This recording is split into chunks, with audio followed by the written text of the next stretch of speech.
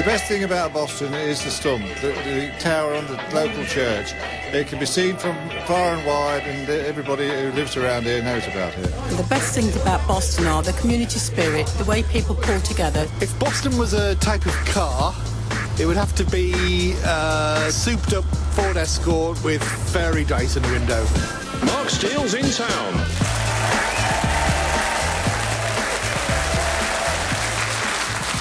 Thank you very much for that, Boston. Hello, welcome to Mark Steele's in town. Tonight I'm in the Blackfriars Arts Centre in Boston.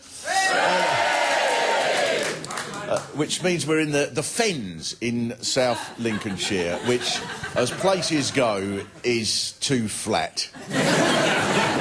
Places aren't meant to be this flat. I bet. In Boston, do you all go up to Swineshead on a Sunday to have a look at the slight slope?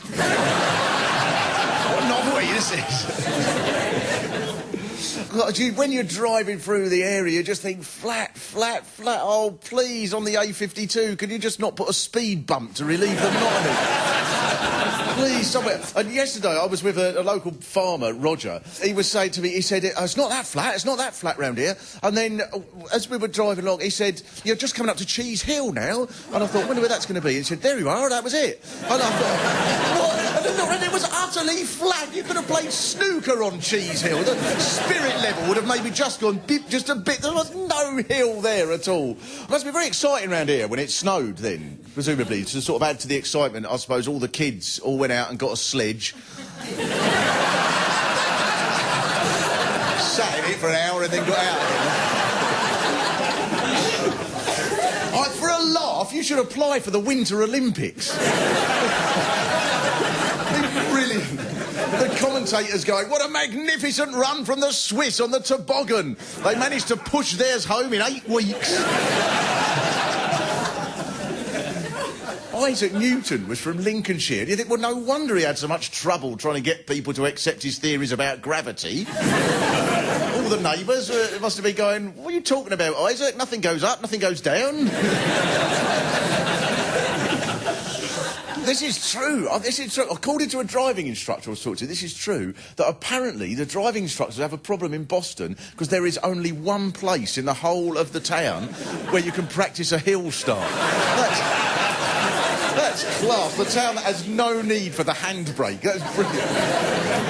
But so I want to be positive about Boston. I couldn't help noticing, however, I do have to get this out of the way as quickly as possible, that Boston was once officially listed as the most obese town in Britain, which is... try and get that out of the way. No, it's obvious why that is. You need a few hills to do a workout. Boston then is in the Fens, for people who don't know. Boston, the Fens, on the road to Skegness, in the bit that in 2007 this area was hit by an earthquake, which I bet that made you feel important.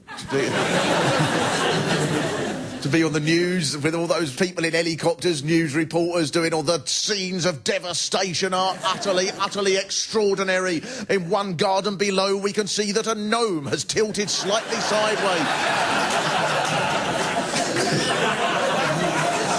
So, the Boston Standard, right, this is true, the Boston Standard quoted a man from Heckington as saying, it was terrifying. I woke up and looked out and the street lights came on, though I didn't see any damage.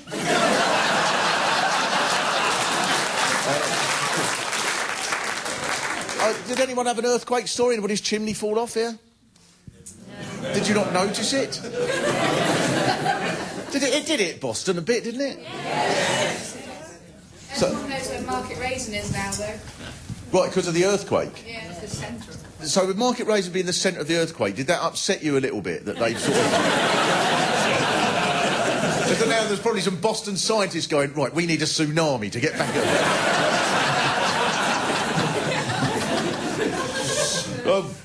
I think, having sort of been here a little bit, probably not as long as you, but there's an earthy beauty, I think, to Boston, because it is so old. I mean, you get used to these things, but, you know, there is something brilliantly old about it. It's clear if you just walk around the place. Boston is a town with a past. You know, this is a place that in the 12th century, it was the biggest port in England apart from London. So the centre's still built on the old medieval plan, and there's lots of these little tiny alleys and buildings that are slightly warped.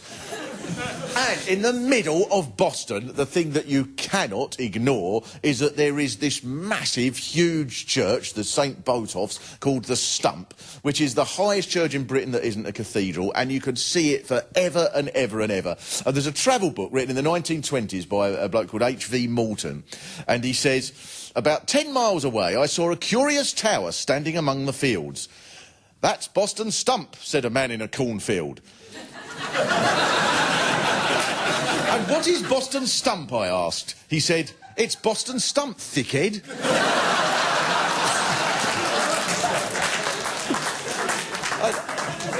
I think it's fair to say that amongst some people in the population there is a slight distrust of outsiders. I went to the railway station, and I've got about 20 minutes to wait for the train comes in. I'll nip into the little bar there and just get out of the cold and maybe order a cup of tea to sort of keep the bloke there pleased. And there was such a scowl from this bloke who ran the bar there, which was just written all over it. You're not from round here, are you? And I thought, I suppose, you know, I can understand why people might feel like that, but really, if that is your attitude, then you're probably best off not working at the railway station.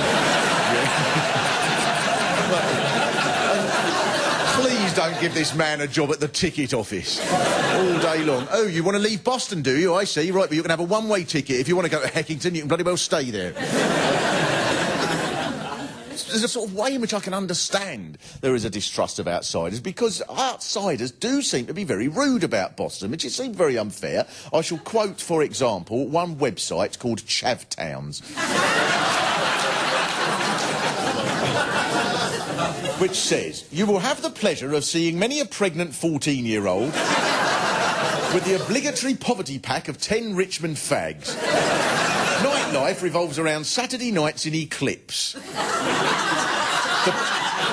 The proper chavs meet in the Still and then congregate in the wine bar, where they won't need to buy drinks due to the fact that they down 2 bottles of Spar Shop Lambrini before going out. If you like cheap gold Richmond fags wheeling a baby in a manky pushchair with a bottle of tea stuffed in its mouth through the marketplace, Boston is the place for you. Now,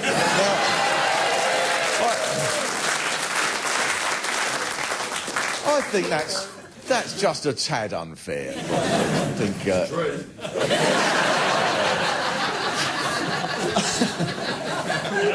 I don't know, because... I know this thing about Chav, but it seems to be known throughout Lincolnshire as like, oh, the Chav town. But I don't know, I'm not a big fan of the word chavs, because I think mostly when people have a go at chavs, it's really just having a go at people who are poor, because if someone's skint, then obviously they're going to wear cheap clothes and they're going to drink cheap beer, aren't they? I went to the Eclipse bar last night, and... I have to say, my problem there was not any of those things. It wasn't people fighting or being rude or anything. My problem was simply that, getting on for 3 times the average age of people there, was that as I paid to get in, the bloke on the door, he said, are you sure?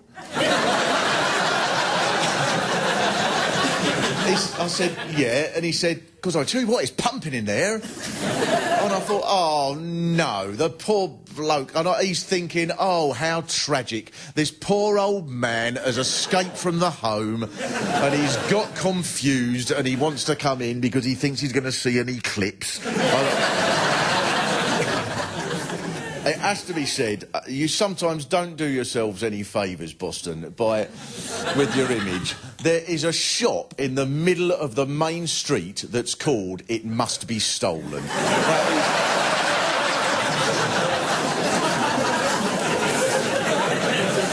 That is class, with a little picture of a burglar with a stripy top and a... Now... I've said all this, but there are sort of young people who are trying to do things, go into the clubs and make music. And, of course, there is, in Boston, I'm sure lots of people know, there is a famous Boston rapper that you have in your midst called Luminous, who is here with us today. Oh, yeah. Do I call you Luminous, or... You can call me Tom. Call you Tom? Yeah, that's fine. You can call me Luminous for the sake of the show. I think I should...